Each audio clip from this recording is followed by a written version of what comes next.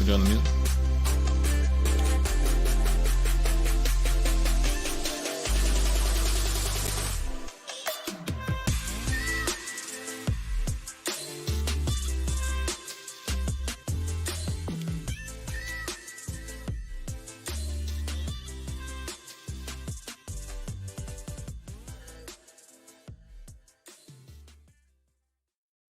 The haters will say it was an accident, me scheduling this showtime for 2:45 p.m. Eastern, but it was actually a test to see just how loyal you guys are to ship chasing. And apparently there are a few of you here ready today for a 2:45 p.m. show. Sorry about that, but we do have a banger for you guys today. Ben Gretch is out, but we got Mike Leone and our old friend, Shawn Siegele, back in the saddle. I don't think we've talked to you since last season.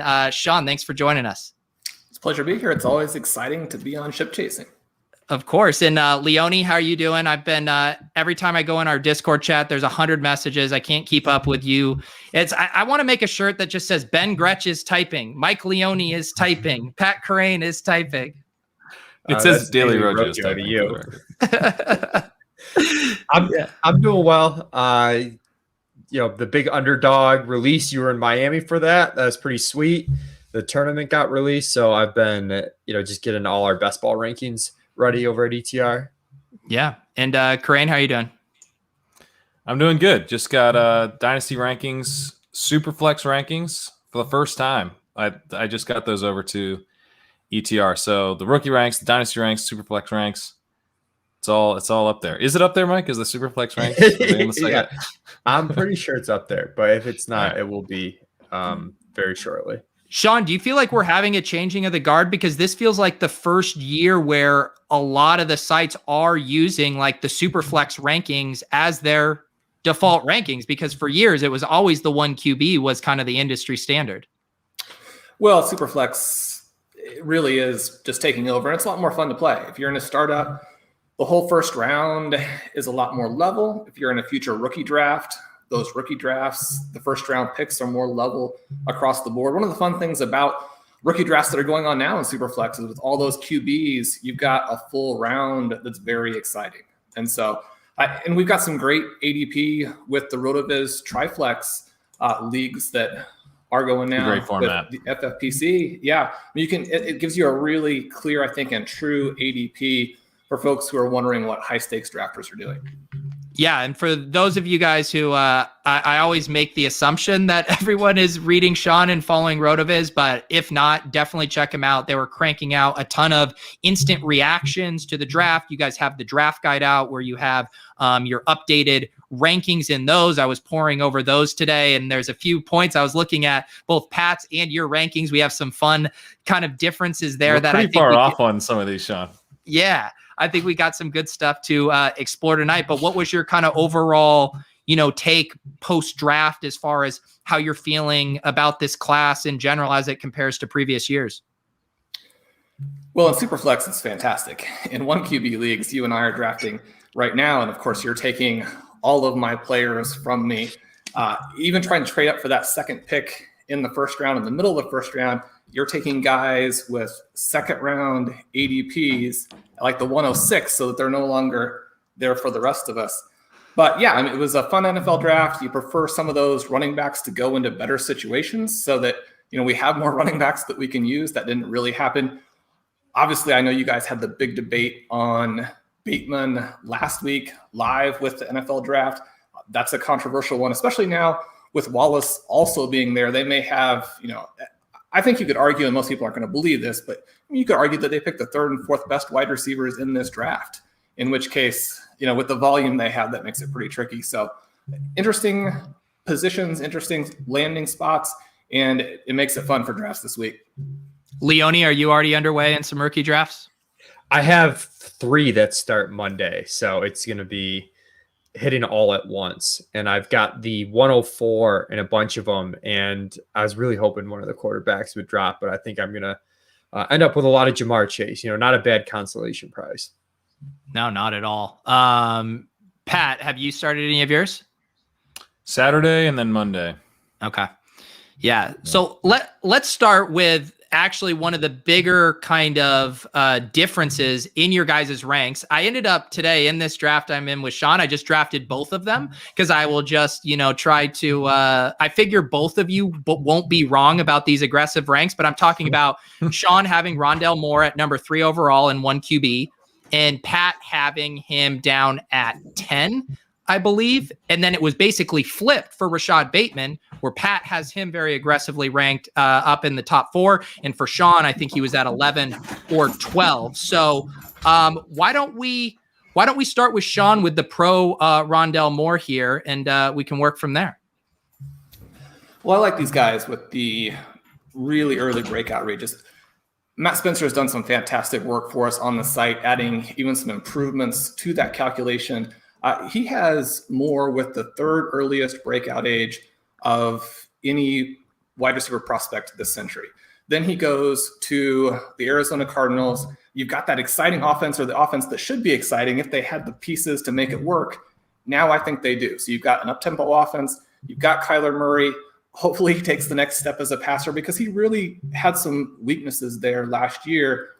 I love these guys where there are really 2 targets, and you could argue only 2 targets, right? So you've got DeAndre Hopkins to pull all the coverage, and then you've got everything left over for Moore. So I think that there's an upside scenario where he goes off and has a huge rookie season. I don't think you should draft him as early as the 103, but I think that he could end up there very easily. If you're in the middle of the draft, kind of like you were moving around today, you move down, if you're in a draft where someone like Pete's going to take your guy ahead of you, maybe you move up a little bit from the 112, but his ADP is low enough. You should be able to get him in most leagues. This was my problem, Shawn. I was looking at your ranks before I read your article about the current ADP. And I was just like, Rondale Moore's here at 106. Seems great. Then I saw where his ADP was. But I don't know. I still at the end of the day, I wanted Rondale Moore over Waddle. So I did it. Pat, what's the bear case here on Rondale for you? And then we'll let Leone kind of be the final judge on this. Well, I don't really have a strong bear case on Rondale Moore. I like Rondale Moore a lot as a prospect. I mean, he did break out really early. And I love the landing spot. I think it's an ideal landing spot. I think he's the type of guy that had he landed, if he had landed on the Giants instead of Kadarius Toney, his career might literally be over, because they would have just done the dumbest stuff with him. They would have used him as a running back out of the backfield and all this stuff. He's a slot wide receiver. He's a guy who is going to get a lot after the catch. I think that, the Cardinals are one of the few spots where that means that he can be a full-time player, and he can actually have some deep balls in his arsenals, as opposed to just being used like Deebo Samuel or something. So all in all, I do like him as a prospect, but I guess I'm just viewing him as a little bit less likely to ever become like an alpha wide receiver, a really kind of game-changing fantasy asset when you have DeAndre Hopkins there. And we've seen them kind of, it's not necessarily an offense that we're dying to invest in. I don't think Cliff Kingsbury is actually that sharp. He's going to use Rondale Moore better than some other coaches, but he's not going to maximize him. So, I have him 10th, but I have him 10th after Devonta Smith and then Terrace Marshall. I have him ahead of Elijah Moore, who I think is also a very strong prospect. So, yeah, if Rondale Moore was bigger, I think I'd have more. Shawn has him. Leone, should we be scared when we see that Cliff Kingsbury quote he doesn't mention Christian Kirk and he's mentioning AJ Green there? Is he just going to force feed AJ Green this year and just drive us all crazy? Yeah, I think he is going to drive us a little bit crazy at the beginning of the year, but I think the talent should work itself out. I took more anti-Christian Kirk sentiment from that quote than I did pro AJ Green sentiment. He basically said they have Kirk. Yeah, he basically said they have Hopkins, AJ Green, and then a bunch of guys battling it out. When you draft Rondale Moore where they did, it does seem like as much as Cliff is, the fake sharp, so to speak, people have multitudes. I think he's probably goes from overrated to underrated as a coach. They're going to be a very pass happy team, not pass happy team, but they're going to run a lot of plays and be just slightly pass happy. We saw very short ADOT from Kyler. That's going to fit with Rondale Moore. So I like the landing spot. I'm actually, honestly struggling to think of a better landing spot for Rondale Moore in terms of, using his skill set and also with the targets being available. So I think it was a really, really good landing spot. I was hoping for your Bills. The Bills would have been fun from an efficiency standpoint, but the volume would have been a lot. Like he's got more paths to volume in Arizona right away than he does in Buffalo. Shawn, how do the you? idea that he takes over from Cole Beasley was why I was excited about that. Yeah, that's true. Shawn, how do you envision that kind of 4 wide receiver stuff shaking out? Do you think it tilts them to go a little bit more pass happy? Do you see Rondale Moore getting used like in all areas of the field or more a bunch of underneath stuff? I don't know how they'll use them, but I know how they should use them. When you look at the workout numbers, and if you can trust them at all, then he looks like a Tyreek Hill type of player. And you're going to have the intermediate stuff. You're going to have plays where he takes something short and breaks it the whole way. You're going to have plays where he gets behind the defense because everybody is looking at DeAndre Hopkins, and you score in a hurry. They had a couple of those plays from Isabella last season. Obviously, we think Moore will be a lot better. You add some of those plays in, and suddenly you've got weekly upside. You've got full season upside. I don't think that you have to take AJ Green or Christian Kirk that seriously. Yeah. One more note here from Sam, and then we can check in on Bateman. How worried are you that they drafted Isabella in the second round and it barely used him? The Cardinals don't strike me as a team that'll use players like they should. Do you have thoughts on that, Shawn? Well, Isabella just didn't turn out to be good, so they couldn't use him, I think, is the main issue. Yeah, I think sometimes because the sample sizes are so small in the NFL, sometimes we make these leaps with franchises like, oh, we can't trust them because their second round pick busted, but like guys bust all the time in the second round. I wouldn't overthink it. Yeah, I mean they cut Hakeem Butler, the 4th round pick. It's not like they ended up being bad picks. Yeah. Let's talk some Bateman, Pat. Let's give the bull case, because as evidenced by our argument last week, as evidenced by looking at other rankings at ADP, you are significantly ahead of market on Rashod Bateman. Yeah, well, his name's Rashod, but so I'm really on an island here. Yeah. Well, as Shawn mentioned, we want to look at the early career production. This is a guy who, as a freshman, had a 28% dominator rating, 30% of Minnesota's receiving touchdowns, 26% of their receiving yards. He followed that up the following year with a 36% dominator rating. That's playing alongside Tyler Johnson, who maybe not the highest drafted guy, but a pretty strong college wide receiver that he was competing with, and still put up very strong numbers for a true sophomore. And then in just 5 games last year, he had a 48% dominator rating, 50% of the touchdowns, 46% of the yards. And that was playing out of the slot after he had just led the nation, or not led the nation, but one of the highest in the nation in yards per route run from the outside the previous year. They move him into the slot because basically the offense dictated that they need their playmaker in the slot. That's not his natural position, but he still goes on to absolutely dominate the offense. And then he gets first-round draft capital. He is pretty athletic as well. He's not Jamar Chase athletic, but it's not like a problem. His athleticism is not a problem. We were all disappointed because we thought he was 210. We thought he was going to be a few inches taller. He's only 190, so there is a little bit, basically all the guys who were really excited about him, we were all a little bit less enthused following his pro day weigh-in. But I think he'll probably play closer to around 195. And that's a weight where creates some more downside risk, I think, but it doesn't take like the big time upside scenarios off the table. With the Ravens landing spot, yeah, it's not an ideal landing spot, but what I'm basically looking for is for him to get like around 150 PPR points, same way that DJ Moore did with the not great situation, same as Jerry Jeudy did last year, same as Deontay Johnson did 2 years ago with Ben Roethlisberger hurt in a super run heavy offense. It's not exactly a high bar to clear. And then we look ahead the next year, Mark Andrews could be gone. Maybe they've changed their OC and realized they need to start passing more, or something else has happened. But we're not necessarily tied to him needing to have a breakout season as a rookie. We want him to break out ideally as a sophomore, but even in his 3rd year, we'd live with. And the NFL is extremely volatile. So I have the first round draft capital with the Ravens. I don't want to go overboard with knocking the specific context of the Ravens as a team right now. Shawn, I assume your ranking is mostly because of landing spot, because Rotoviz was extremely high on him throughout the draft process. We were, and I know you had Blair on the show just very recently.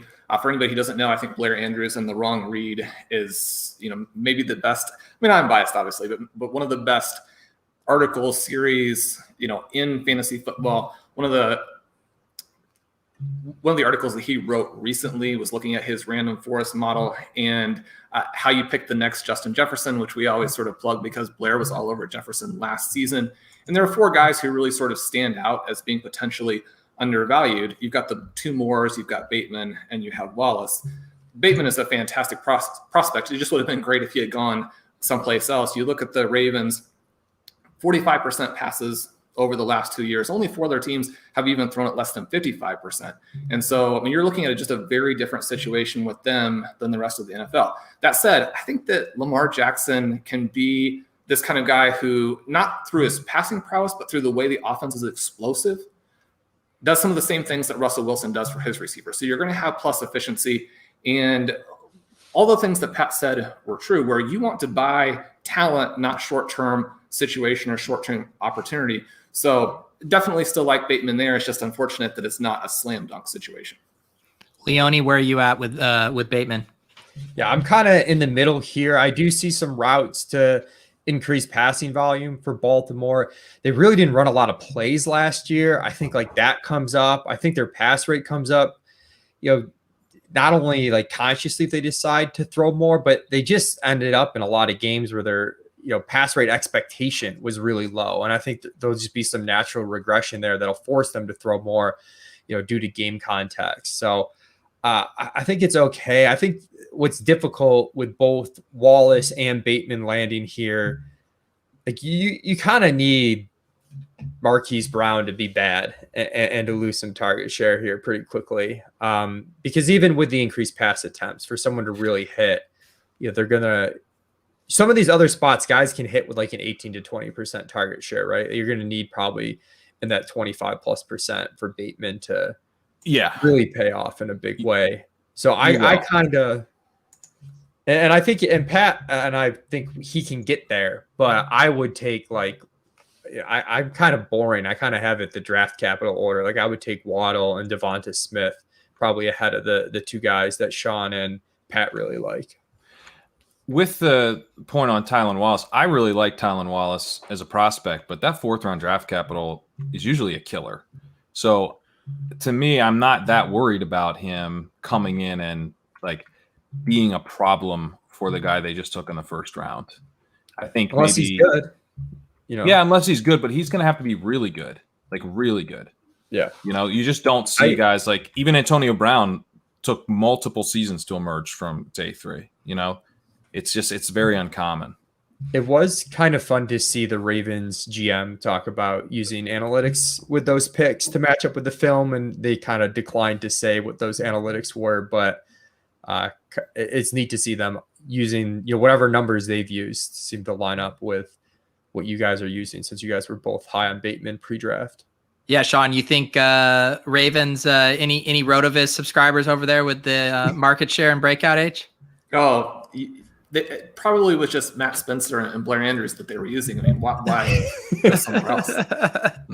That was cool to see. Now, Shawn, let's get into a little rookie draft strategy, because you run circles around your leagues. You have donkeys like me that come in and just draft off of ranks. You took Javonte Williams, I believe at 105, right in front of me.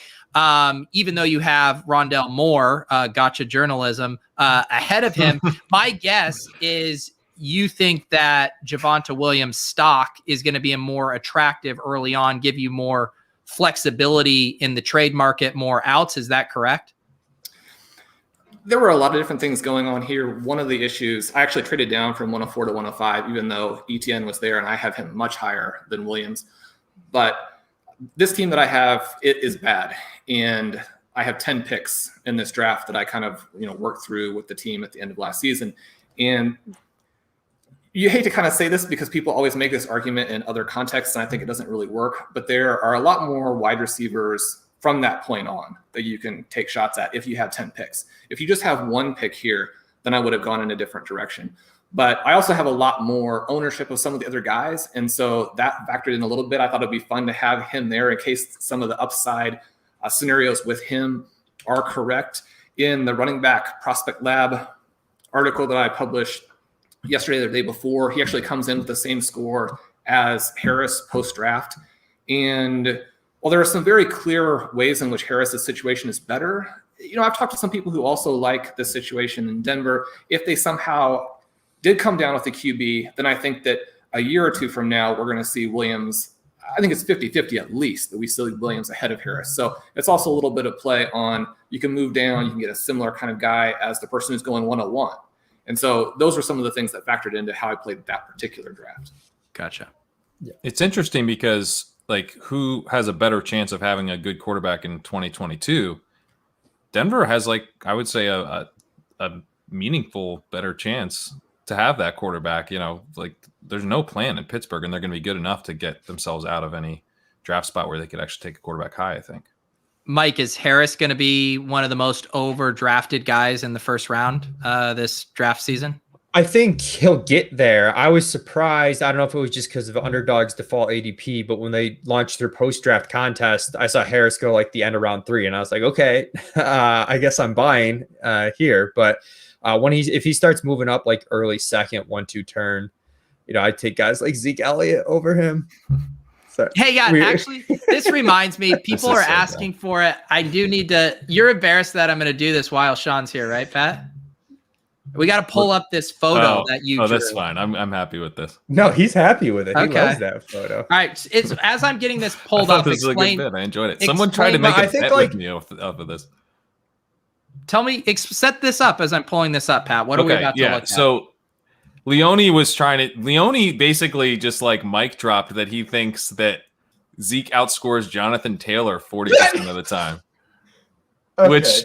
Which I was then drawing the 40% of the time where that happens to illustrate that I don't care because they're all bad outcomes for Jonathan Taylor. And then partly because I'm not very good at drawing, Leone thought I accidentally showed that his point was correct. But I was illustrating why his point was correct. Yeah, I thought when I read your explanation that Sam articulated for you, I felt like you did the lines the opposite. No, he did it right. The big hump's just kind of confusing. He did. So I'm saying there's a lot of outcomes where Zeke is pretty good, and there's I put the wrong. But you got to move the Taylor one over a little bit. I kind of screwed that up. But anyway, Taylor's has the high end outcomes and Zeke doesn't. That's the point. Taylor has the super high end outcomes that Zeke does not. Yeah, I just know whenever I take anyone who's slightly old and or a running back that Ben turns 26 this year, Mike. It's disgusting. I know. Can you believe it? That they'll give me trouble. So I just preemptively, as Pat was kind of going through our rankings, I was like, guys, I might take some best ball Zeke at the 1-2 turn. I just want to get it out there. So, but getting back to the Javonte Williams thing, I hadn't really thought about the quarterback situation moving forward. I think that's a good point, and I also think Melvin Gordon is kind of a red herring. We should not be worried about Melvin Gordon. He's a free agent after the year. He's not going to be a long-term issue. Yeah.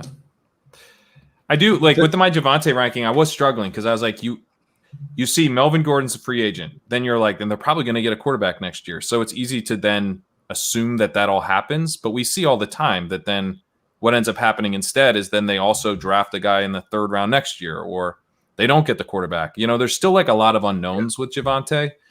So I'm still keeping him a little bit. I have him basically, I think a tier behind ETN and Harris. But I do like him a lot as a prospect. I thought he was a better prospect than Harris. The other thing I wanted to ask you guys with running backs, what I have a tough time with, and I've only been playing Dynasty for 3 or 4 years now, but we know running backs have a pretty short shelf life, as we're talking about Zeke being dust at age 25, soon to be 26.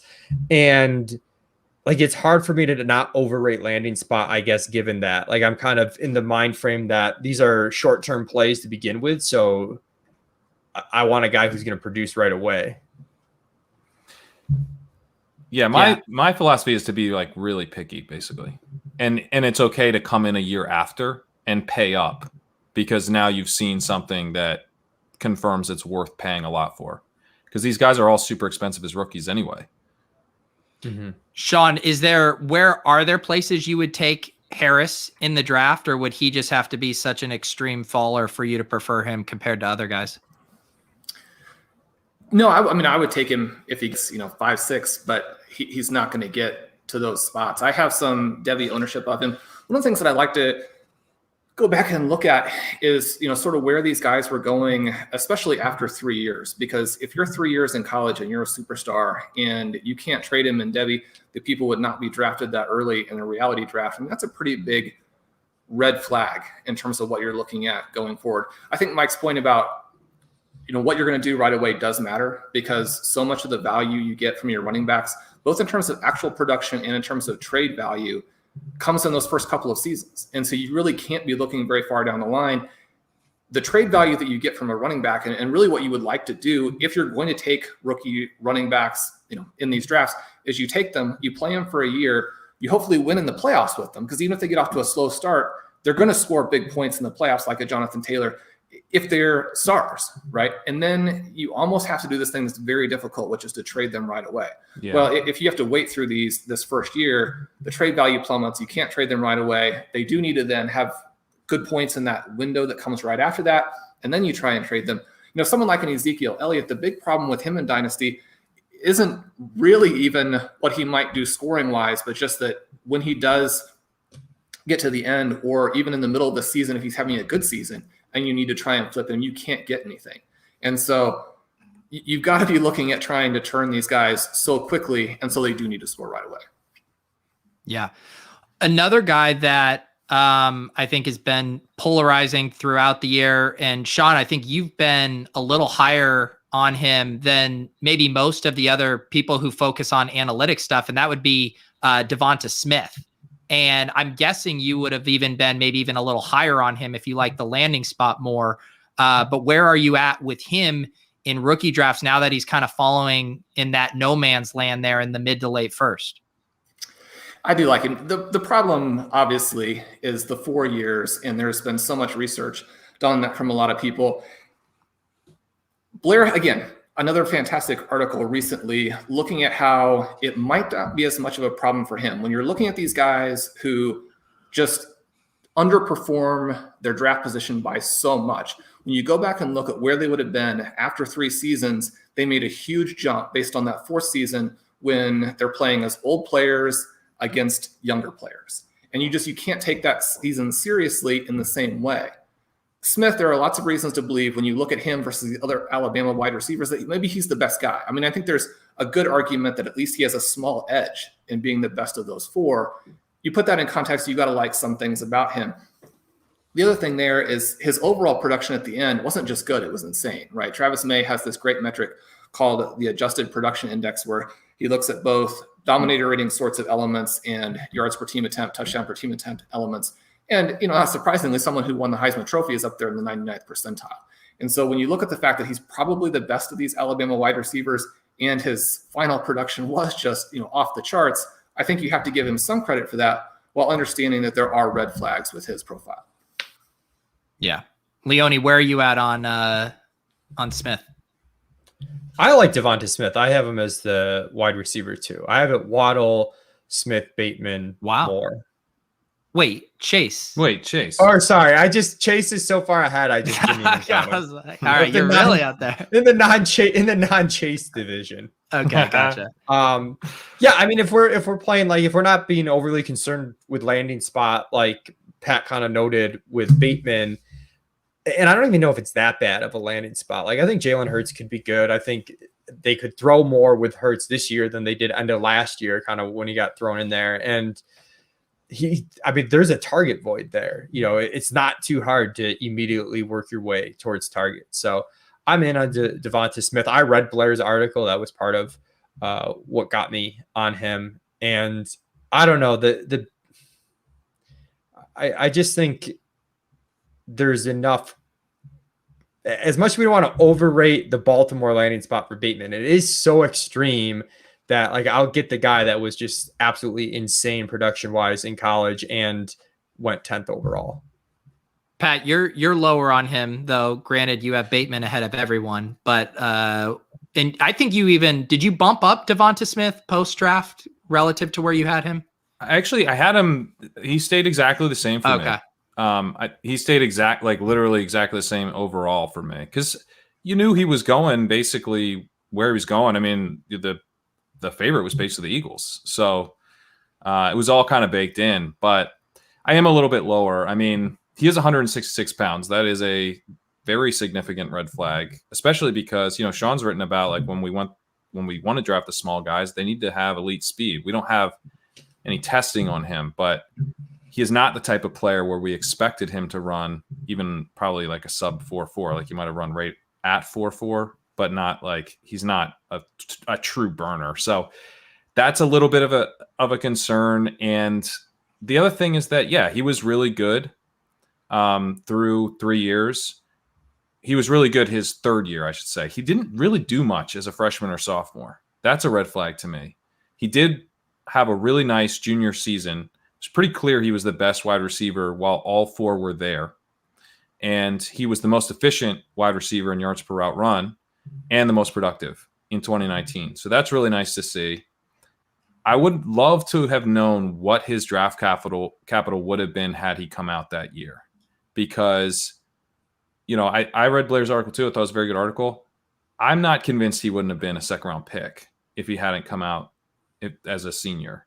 So I think that his senior season did add quite a bit of draft capital, which we obviously value very highly. And so that senior production, like we've seen with other senior guys who have tended not to work out, it did have a big impact. Now, to Shawn's point, like the senior production was so absurd. And when we take seniors, we want guys that were productive over their whole career and have really strong career numbers. He doesn't quite get there in terms of like the career thresholds I look for, but he probably would have on any other school, where he didn't have to play with these three other guys. So there's some squinting with Devonta Smith. Like I'm squinting about the production. I'm squinting about, the early declare stuff, and I'm squinting about the weight. And I don't like the landing spot enough to like move him up. I think some people are really excited about the landing spot because they think like available targets. I don't think it's a very good landing spot. So it was like a neutral situation. I didn't move him either way. The reason I'm kind of down on him is more some of these prospect profile red flags. What's a comp for you, Shawn, for Devonta Smith, or even like the type of production we might be able to expect from him this year? I guess I don't know about this year. I think that even though, he is so small, I think that we could be seeing him as a Calvin Ridley type of player in the future, where even though he doesn't have this massive size, isn't going to be someone that you think, oh, is a clear red zone threat, but yet still ends up with a lot of touchdowns. I think his team is going to get him involved in every way that they can. They're going to manufacture touches. He's going to get just genuine touches and, score a lot of points. There you go. What other guys jumping out to you? I know we're all Can we talk about Chase? Yeah. I mean, Mike literally forgot about him.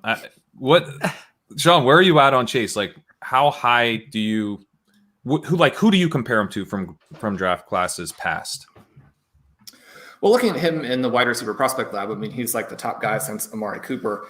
And you think, well, what does that really mean? Amari Cooper is good, not great. But Cooper came out and immediately put up 2 very good seasons, to where at one point I had him as the number 1 guy overall in Dynasty. Then he falls apart, and so that looked pretty silly. But, he's come back now, solid player.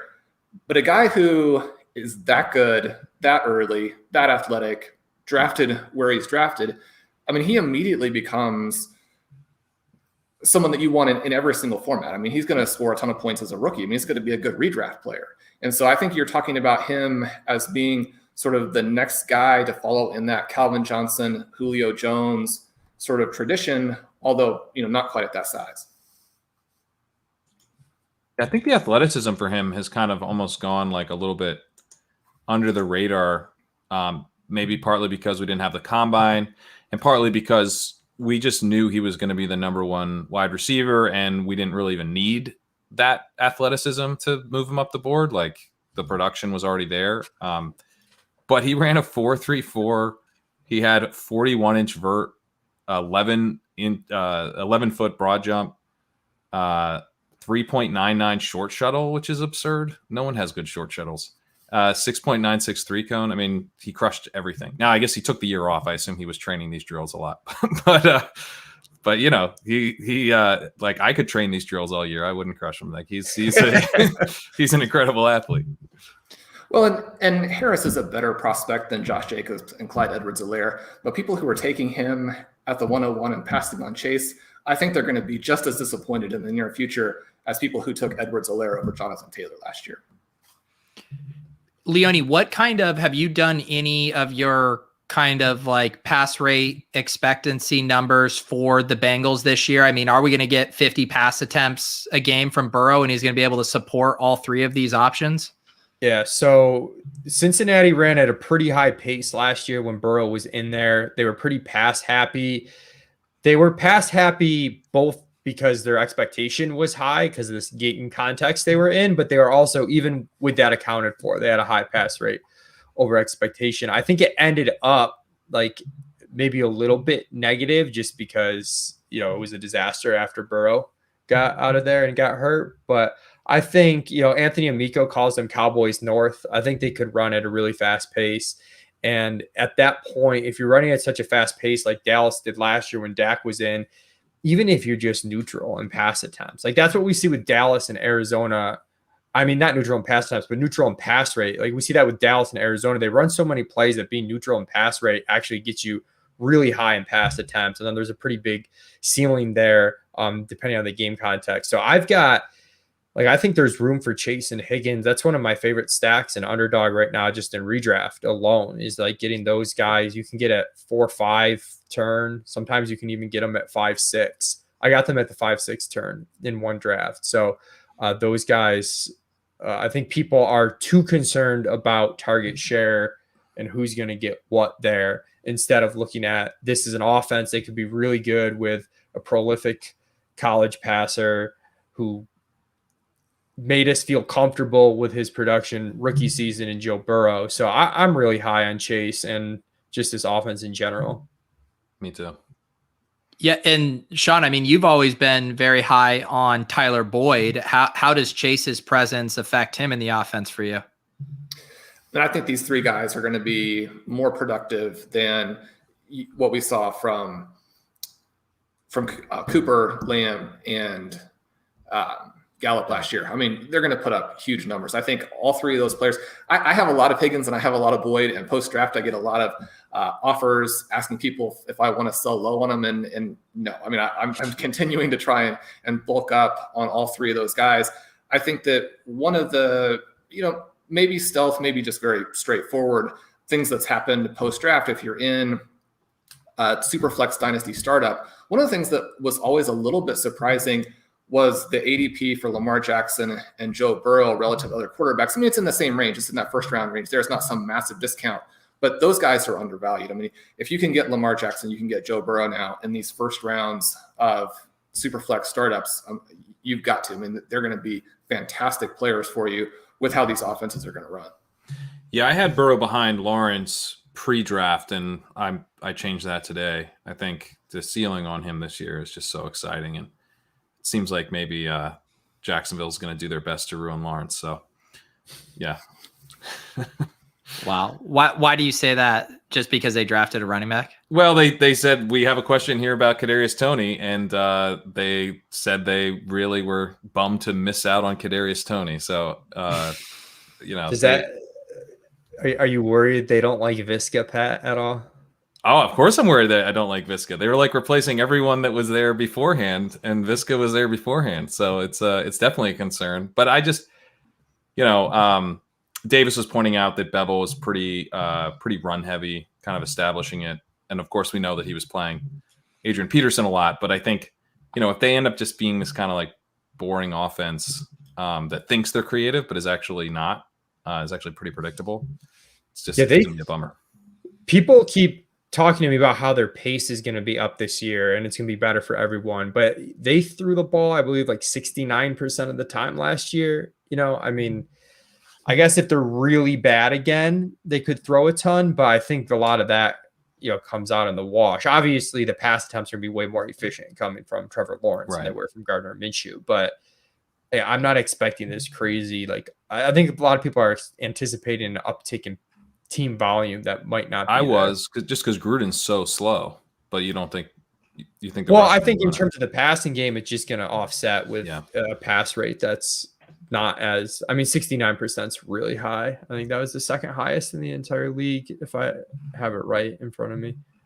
Shawn, you wrote a piece today about just the current kind of ADP for one quarterback leagues. Where do you see some of the biggest inefficiencies right now that people could exploit? Well, you have Lawrence going in the first round, which I think is still a mistake. I mean, you want to get those wide receivers sort of right there at the end of the first round. And then you also have, and this may be a little bit, deeper into the weeds, but you have a third round that doesn't really have interesting players at all. And you've got some tight ends at the very bottom of it that you could kind of stash and hope to improve the tight end position. I mean, we look every year and it's a difficult position to fill out. There are ways you can do that cheaply. People talk about, round 3 picks in rookie drafts being worthless. You see people dump them into trades all the time. I try to vacuum those up, not because I think that I'm going to somehow miraculously pick a bunch of round 3 stars, but there are ways you can do it either by picking quarterbacks if quarterbacks fall. Because it's such a weak draft, you're seeing quarterbacks, in the first round or in a bunch of them early in the second round.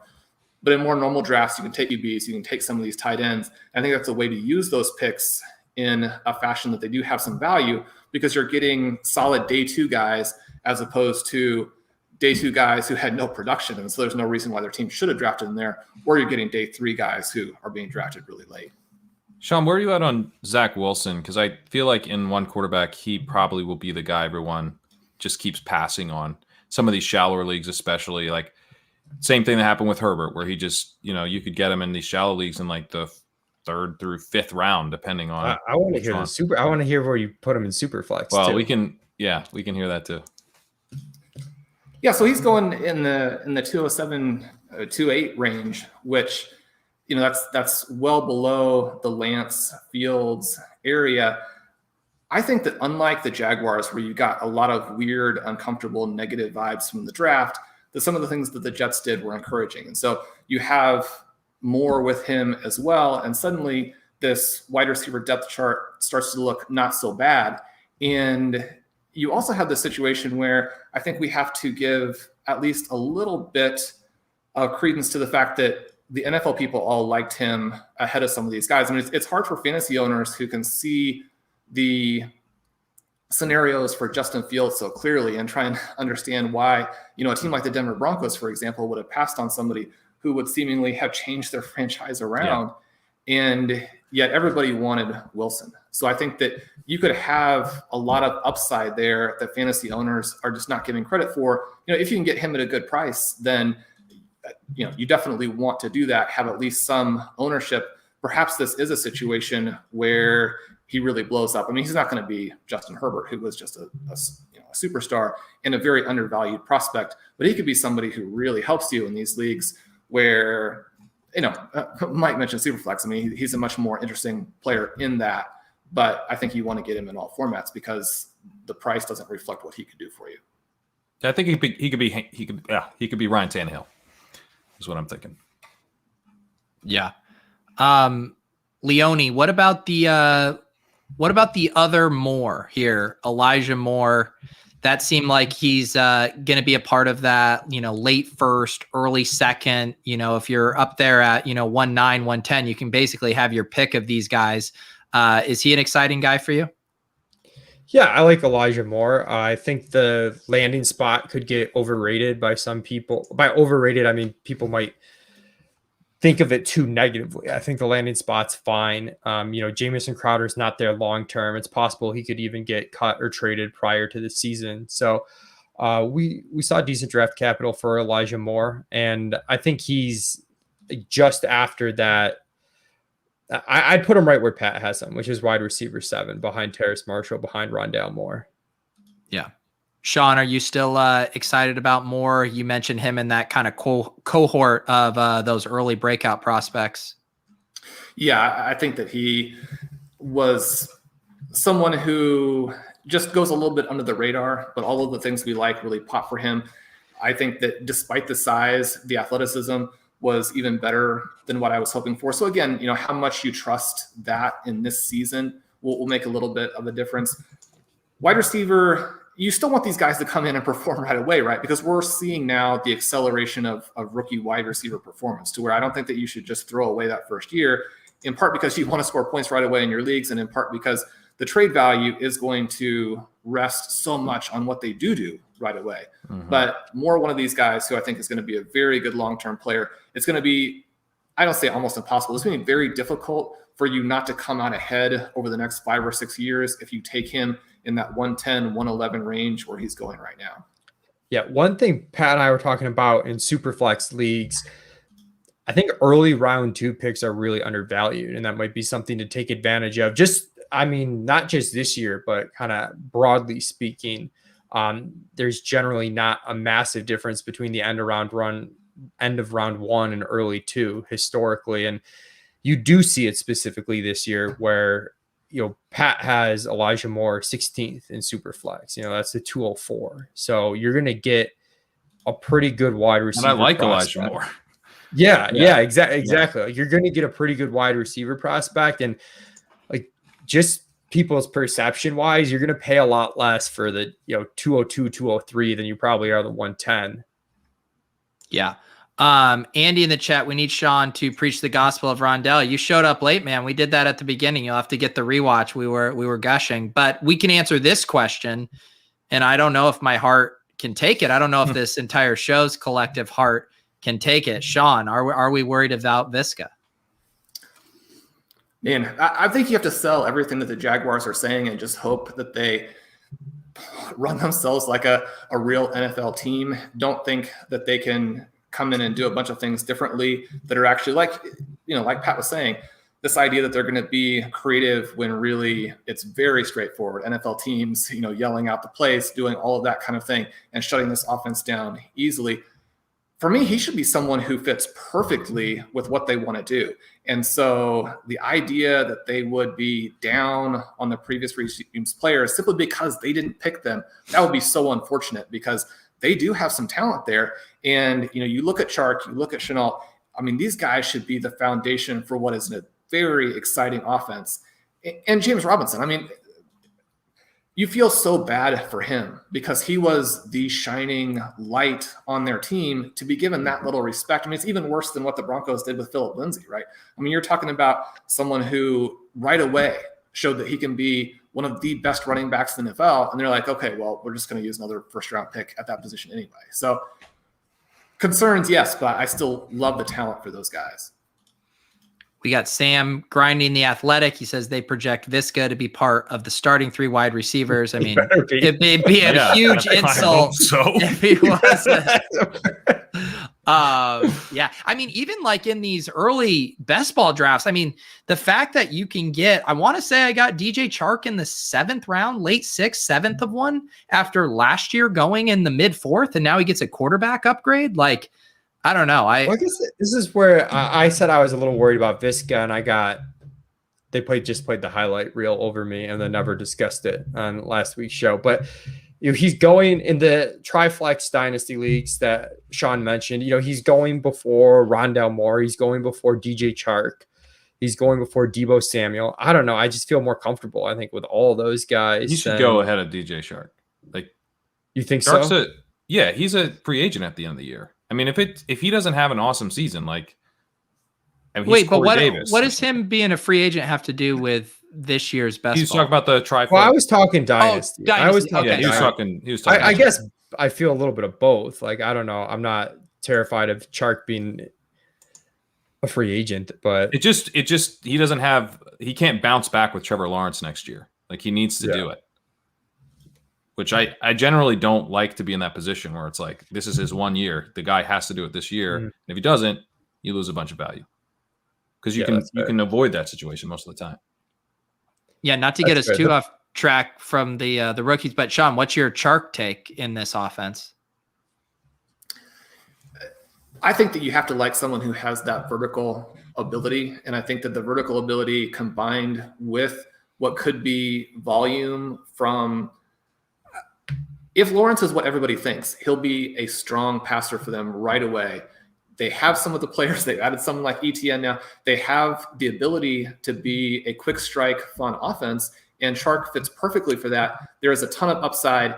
I think the fact that he struggled so much last year and really in some ways has some one-year wonder elements to him. With that, you just have to take him as a guy with a ton of upside, a ton of downside, and realize what you're buying is this risk-reward package. Yeah, I like him more in redraft because the risk is just the same with everyone. They don't do well this year and you draft again, you know. But in Dynasty, I think he could kind of blow a hole in your team a little bit. Yeah. Let's see here. There were some other questions in the chat. What are some of the other interesting kind of decision points for you guys right now in rookie drafts? I guess the second tier of running backs, what to do with them, how excited or not excited should I be about Trey Sermon?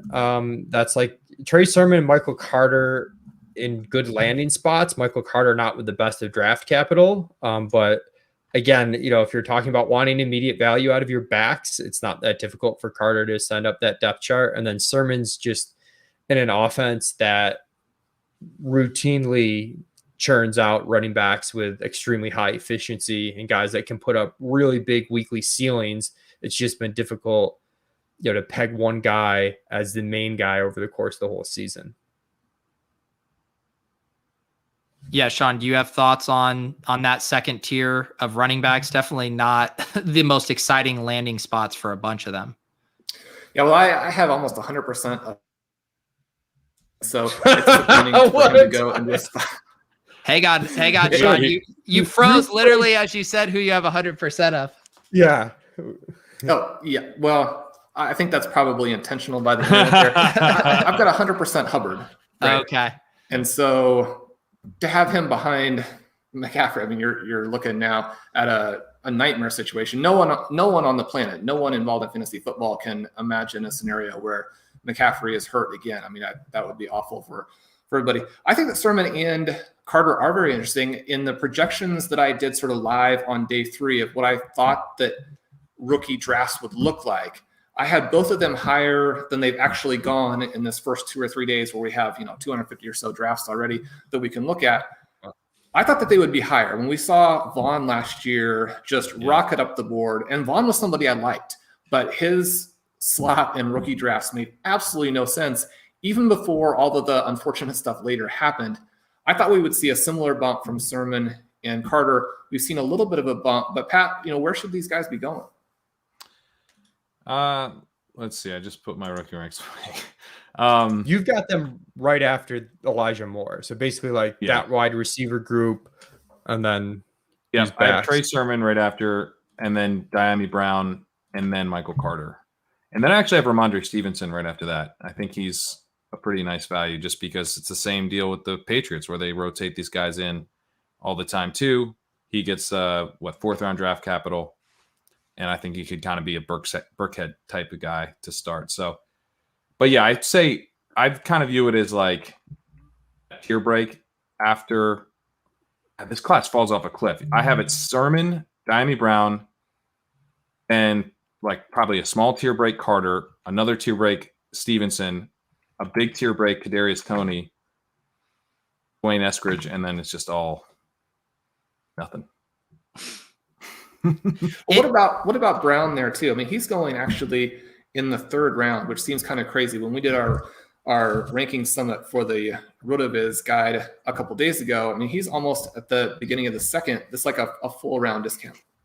What are you showing there, Mike? I just wanted to show you that the underdog that you could triple stack. Look at this, Burrow. I'm nice. In a slow draft right now. There it is. I thought you were firing off a fast draft during the show. So I'm glad to hear it's a slow draft. That's nice. Yeah, I think Dyami Brown is one of the biggest values right now as well. I mean, like I just said, I think the class completely falls off a cliff. But before that, I think it's like a really deep, interesting class, and then it's just dust. So if you can get up into that range, Diami's kind of the last guy, or one of the last guys. I mean, he's a slow, deep threat, but he was productive, and he lands with Ryan Fitzpatrick. So I'm in. Like, give me all the slow, deep threats with Ryan Fitzpatrick. It's probably the one guy who can unlock him. I compared him to, maybe needing to be like a Chris Godwin type who doesn't do anything in his first year and may ultimately not be a deep threat at the NFL level because, like, that's the only thing he did in college, but he was very good at it. But his profile indicates maybe he's not going to be able to succeed at it as a pro. But maybe he does succeed at it as a pro with Fitzpatrick. Not a ton of competition here. I think, you could see Curtis Samuel playing more out of the slot and Brown and McLaurin on the outside. So if he's good, I think he could produce right away. I don't know why people aren't more excited about him. Carter's somebody, Mike, where would you be taking him? Long term, he has more of a projection like a James White, where you would need to have this kind of fit where the quarterback is someone who will dump it off a lot. They're going to move the ball. They're going to try and score a lot in the fourth quarter. You're going to get some of that garbage production. But in the short term, there is some early career Giovanni Bernard type of upside where they actually are going to have to give him a lot of touches. He was good with those touches at the NFL level. A lot of times the backs with that physical profile, their rushing touches don't exactly translate to the NFL. But even if he doesn't get all of those, I mean, Bernard was between running back 15 and running back 20 his first 3 seasons. If you could get that from Carter where he's being drafted, I mean, that's a home run. Yeah, especially if you put, like, I play in a lot of leagues that are pretty deep in terms of starting rosters, like some of these dynasty leagues where you're starting 10 guys or so. And, especially if it's best ball, having guys that maybe don't have this giant ceiling, but that are going to be quite usable is pretty important. And I know that's different sometimes from, like, your redraft managed leagues where you're really shooting for the super high ceiling. If that guy doesn't have him in it, it might not be worth it. But your point about Carter, he's got a little bit of upside there early on. If just because of the situation, he starts having an expanded role. But these pass catching running backs age pretty well, especially if you're someone that drafts like very wide receiver heavy, to have a back that is going to stick around and like give you some usable weeks just because of the pass catching role for a few years, I think is sort of like an undervalued asset.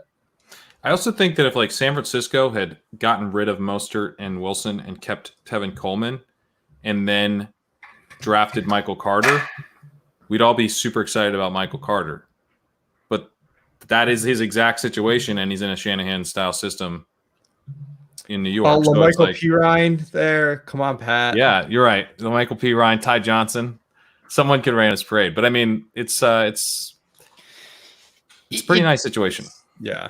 It just seems like overall, because this class on the whole isn't that good, there's not that much depth, that a lot of the second tier running backs, as far as rookie draft ADP, feel like they're overvalued, not within the context of the full draft, but just compared to previous seasons. But it does seem like a lot of them will shape up to be very nice 0 RB candidates and redraft and best ball, just because I think people are going to not be as excited about them because of the paths to touches. I don't know that through the Sermon Michael Carter range, that's quite true. I mean, I think they're comparable to like Zach Moss and stuff, who's going at the same range. I mean, Zach Moss was going late second. Mid-second and one quarterback. Yeah. Yeah. It just seems like everybody's pushed up this year like 3 to 4 spots compared to where they would have been in other drafts. I kind of want your guys' perspective on this. Because like I said, I'm like 3 to 4 years into Dynasty League. So my experience with rookie drafts was like the N'Keal Harry year, which wasn't like, there were some good guys. I think that was AJ Brown, DK Metcalf came out of that class, right? And Josh Jacobs, David Montgomery, Miles Sanders. But then you had all the busts, and Isabella, JJ. And maybe my memory is tainted because I have like literally the 2 guys you mentioned like in every league, which was Arcega-Whiteside and Isabella. But that draft didn't seem very good. Then we had an insanely deep draft last year. I mean, it was really deep, like, and not just hindsight wise, but I mean, Claypool was Yeah, at the going time. in super flex leagues like the 2-3 turn. But like even Michael Pittman, T. Higgins were going Yeah, middle round 2.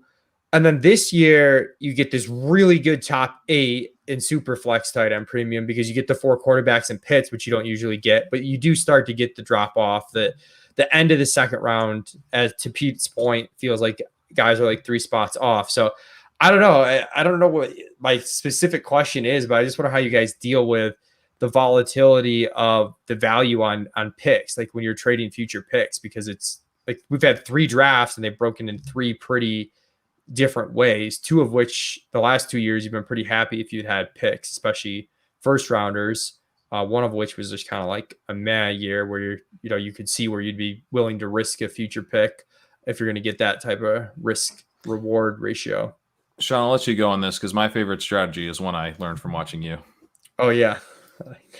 I know. Well, I think that what Mike mentioned earlier about round 2 picks in Superflex is 100% the case. Now, last year was a little bit of an unusual draft, and then it was just so loaded. I mean, I remember the Black Crown startup. I was trying to get all of the second round picks in the quarantine auction that we did together. I was trying to hit all of those second round picks. That worked out fairly well because it was so loaded. Worked out well for you. What's that? It worked out well for you. I tried to trade you for some of those second round picks later, and you were not interested. The door was closed. Yeah, Monty and I just recently finished a Rotoviz Triflex startup where we hit a lot of our guys moving down, like Higgins, like Ayuk. And as we moved down to hit those guys instead of the running backs, we ended up with a situation where next year we have 3 firsts, 5 seconds, 5 thirds. And some of those picks aren't going to pan out. And if you're in a shorter bench situation, then you can get yourself into a situation where, very quickly you are drafting guys just to draft them and have to cut veterans who are better, who are clearly better. And that's not the way that you want to do it. But I do think that especially in Superflex, people are undervaluing these second and third round picks with the idea that rookies are very risky. They bust all the time. That's true, right? But one of the things that you want to look at in dynasty leagues, and I still reference the article that Pat wrote, 3 or 4 years ago now about trade value and how all important it is and how it's centered so much on that first season, the second season, and even once you get in the third and fourth seasons, you're losing the trade value so quickly.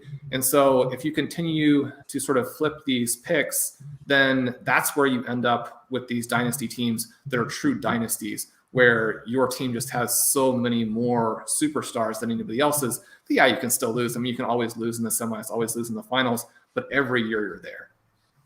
Well, one thing I was going to mention, the trick I learned from Shawn, is that if you trade away your future picks and still build young, it's sort of counterintuitive. But then one advantage of that is that you don't have any picks in the upcoming class, but you can assess that class and decide where you want to try to trade back in. So if you think that this is a class where in Superflex, it's a really strong class in the early second round, and then it falls off a cliff, right around like 206, trade for the 204, 205. Like you can it just gives you actually a little bit more flexibility than you might think, because you're not like tied to this specific spot and have to try to trade up or down.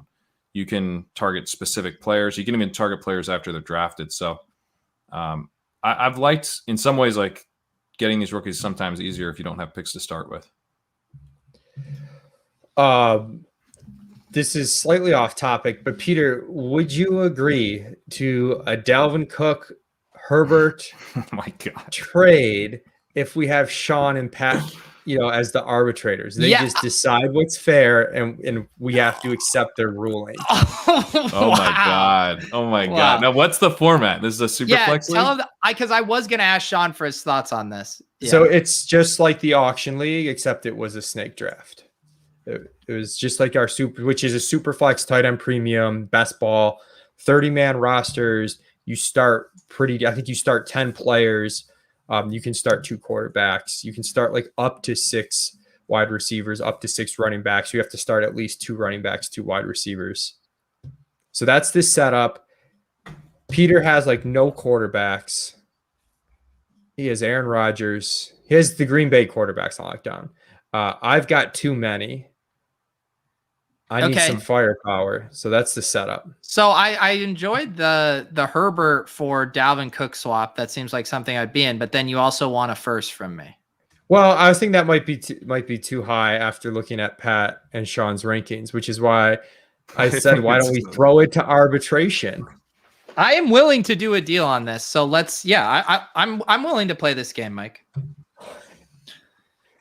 So Pete, how is your team? Like, how high do you expect picks that you give away to So what last year? I think I finished right on the bubble, right, Mike? Like 4th.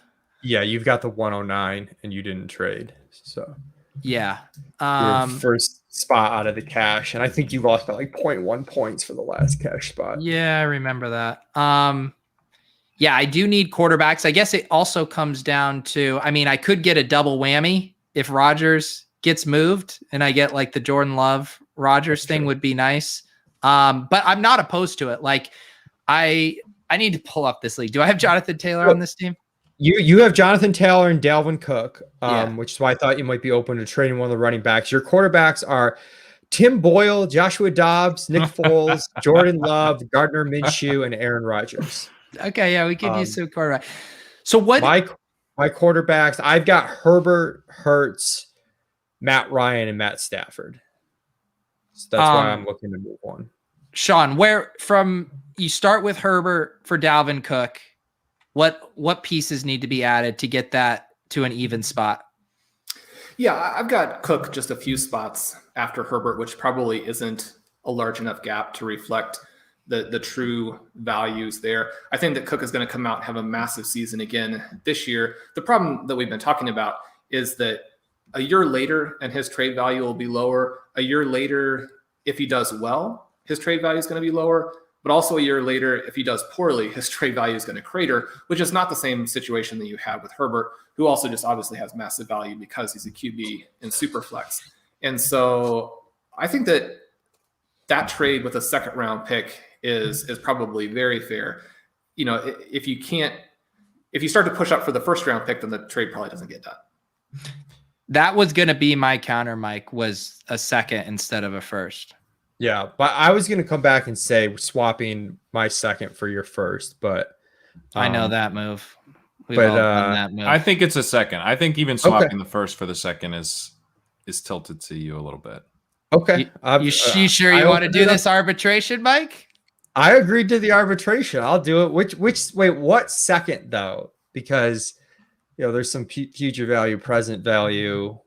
What do you mean? Whose seconds do you have? I'm not giving up a second. Don't I only have one second? Wait, what's the trade? Pete's giving you a second and Dalvin Cook for Justin. Yeah. So, but are you asking for a current second? I was asking what year second? Because I had asked you for 2023 first. So am I getting 2022 second? Is that what we're? Yeah, we'll do 2022 second. Okay. Send it over. I want to feel something. Oh man, this is one of those trades that I don't want to do, but I'm so tilted that no one will give me like good value for my quarterbacks that I'm going to do it. I've read your email. You said you're willing to trade for market value. Yeah, we've got two very fair arbitrators, so the trade is incoming. This is magical. See, I like these kind of trades where I don't have to do any work. I get smart people to sign off on it, so I don't feel like I'm making a dumb decision, and we all win. Yeah. I think that's the best. We should do this more often. Like clear.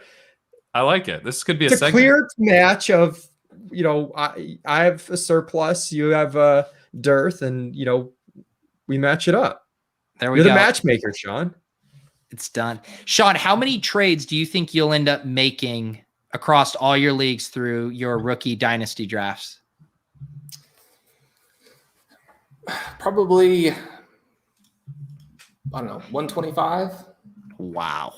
Holy shit. That's I actually have a trade that I was asking Leone and Pete about before. Shawn, let me ask you, since we're in this segment of the show. Would you send Cortland Sutton and Mike Davis, and this is in a league, this isn't like a shallow, think about it, basically this is in a triflex league that cuts down to 19 skill players, not 16. But Mike Davis and Cortland Sutton for the 109 and the 201. One quarterback. Okay, say that again for me. Trade away Mike Davis and Cortland Sutton for the 109 and the 201. And which side are you wanting to do? I would be giving away Mike Davis. This is a team that could use Mike Davis. I finished second last year. I don't really have – I've got like a stable of kind of Mike Davis type of running backs. And I'm extremely deep at wide receiver, but I'll probably use this picks on wide receivers. So, yeah, go ahead. I would definitely want the rookie picks there. Okay. All right. There you go. It is done.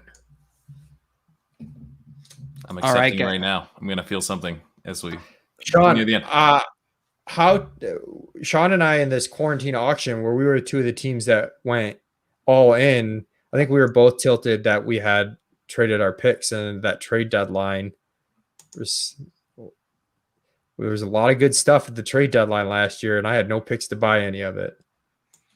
Is this the draft where Pat, like you guys all spent all your money and then Shawn was waiting around? Yeah, Shawn outsmarted us all. It was Shawn just scooped everything at the end. Did Shawn win? Shawn came No, Amico the won. playoffs did not go well. I also was out of the money on a big final week. It was a funny situation, I think, too, where there was a T.Y. Hilton for Drew Brees trade where I took Brees because it's the quarterback. And then our other person making the trade actually had a second wide receiver for quarterback trade happen simultaneously. And the trade deadline was like 90 seconds later. And so it locked all that stuff. He lost all of his people and then wanted the guys back. And I said, that's fine. I mean, we can trade it back. It's okay with me. And he said, no, it's only fair. I made the trade. But if we had traded the guys back, I would have beaten him for second or third place there. So anyway, I have to tell Ricky that. I got to let him know that he actually won money because of that deal. That's hilarious. Well, not for you. Sorry, Shawn. But yeah, so I wasn't necessarily upset to have traded the picks. All of that went fine. The key in the Superflex best ball is you have to have a lot of quarterbacks. And Pat was going on a longer term scale in terms of what he was building. And so I ended up trading some future picks for Carson Wentz. That part didn't work as Wentz, even appearing to be somewhat locked in QB, really melted down. Maybe that will work out long term. But I went from having Kyler Murray, Deshaun Watson, Carson Wentz looking very good for this best ball Superflex to, I mean, now I don't have picks in this draft and I probably don't have Deshaun Watson. So it's going south in a hurry. Before we start winding things down, I did want to get your thoughts on Kyle Pitts, Shawn, because I'm having trouble ranking him where everyone else is ranking him. I assume you're probably super high on him. So tell me why I'm wrong. Well, Pat, as a 1 QB draft is playing out, where would you be taking him? Because the thing that is a little bit strange to me, and some of this in terms of the ADP, I think we have some tight end premium and we have some regular kind of mixed in. But this is Hassan. Thank you, Hassan. I never thought I would be like on Team Hassan with this take, but somehow I am. Not entirely, but like in our draft today, Pitts went off third with Etienne and Williams still on the board. And he traded up to get him. And this is someone who has done a great job in the league. So we're not criticizing the owner by any stretch. He has a very good team. He has Travis Kelce, he has Noah Fant. It's a little bit difficult for me to understand how Pitts is going to return the kind of value that you want early on ahead of some of those running backs in non-premium where the person is not as flex viable, right? I mean, the flex viability of the tight end based on your format makes a really big difference. I think that in tight end premium leagues, I've seen him go 101. I think that you can make a case for that because when you're looking at the elite prospects in this draft, you're looking at Lawrence, you're looking at Chase, you're looking at Pitts. The running backs are good, not great.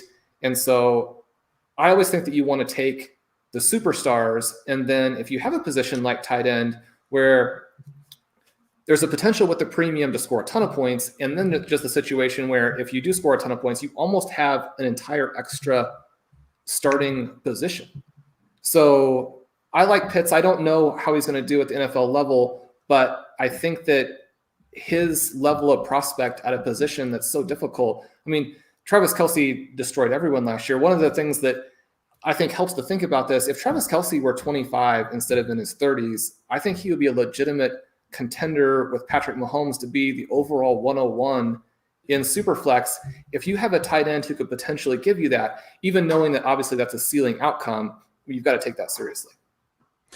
Yeah, that was a point that Leone made on our pod the other day, that like, you know, Kyle Pitts could just be a locked in first round starter pick for like 6-7 years. I mean, it could be absurd in tight end premium. I think the ceiling in tight end premium is obviously there, but I had him 6th in my Superflex tight end premium ranks. Had him 7th in my one quarterback ranks, and people I think did not enjoy that ranking.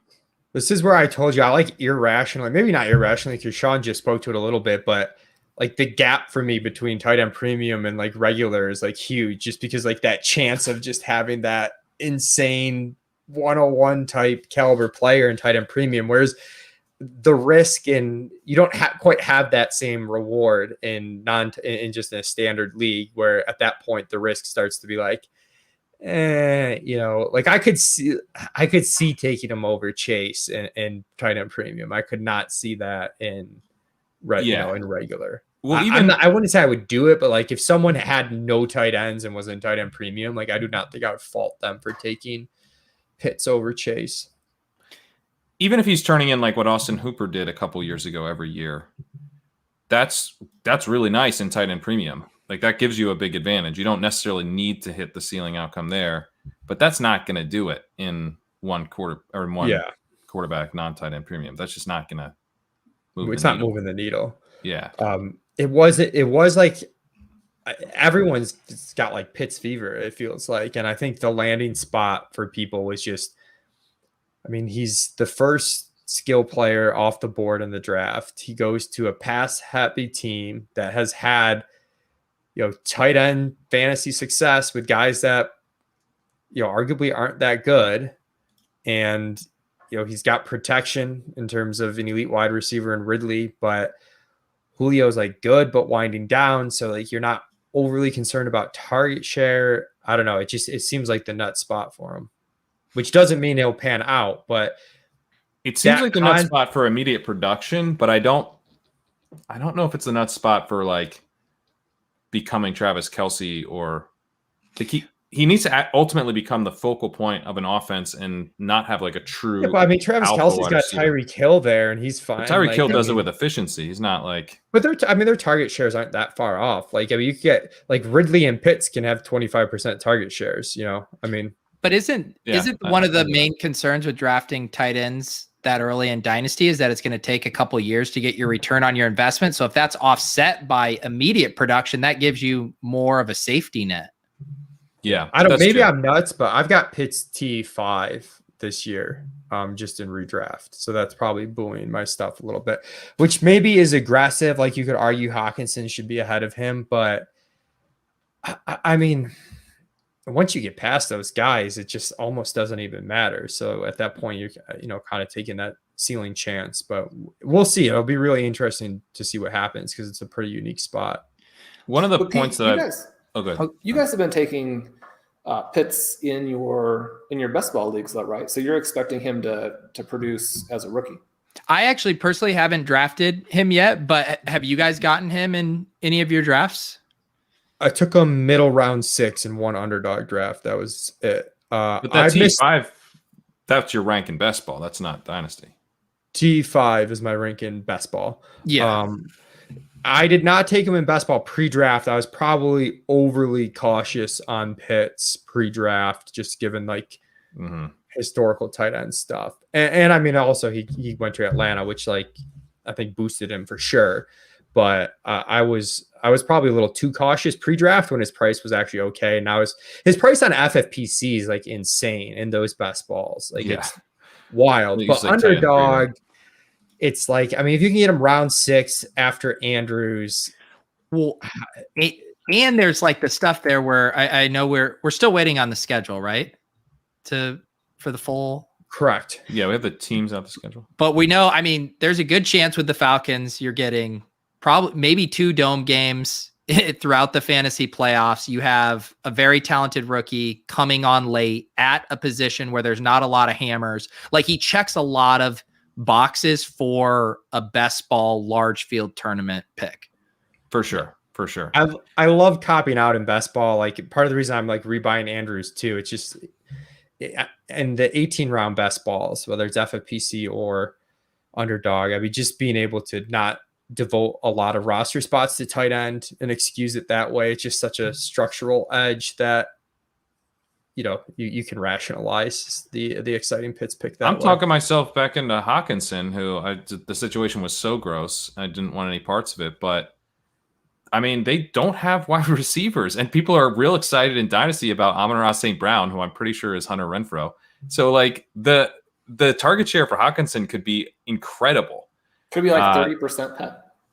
I don't know if it could be 30% for a tight end, but it could be, could be 28. 28's pretty good. I mean, if it's 28, you're dancing. Yeah. Let's do this to close out our rookie draft talk. We're obviously talking mainly about the first couple rounds. How about our favorite sleeper here for people who are already starting to enter the 3rd, 4th round? Let's say like after pick 30, basically a guy we haven't talked about tonight. I will let's go to Pat here first. Elijah Mitchell. Fuck you. God. Wow. This man. Jeez.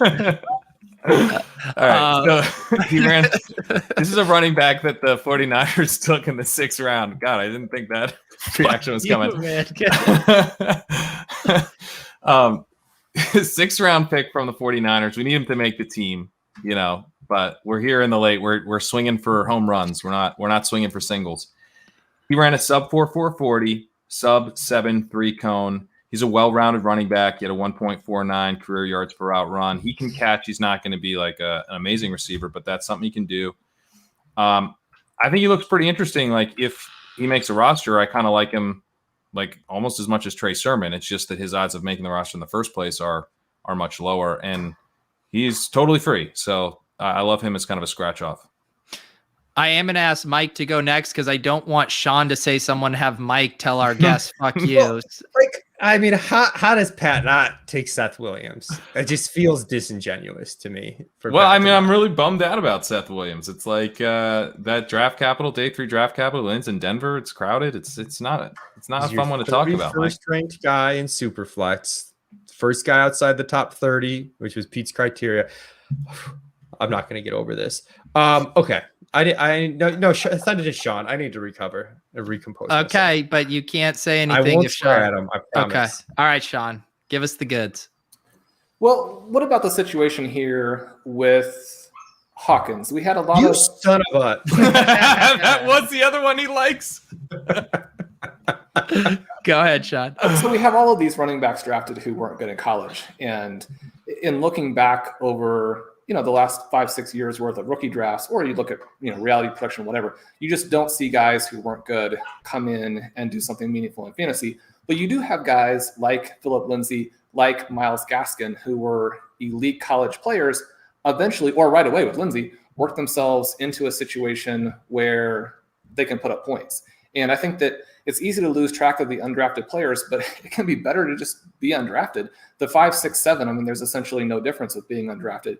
And you get to pick your spot. The Falcons don't have a running back. he could be Philip Lindsay or Myles Gaskin right away. I like it. Leone? Okay.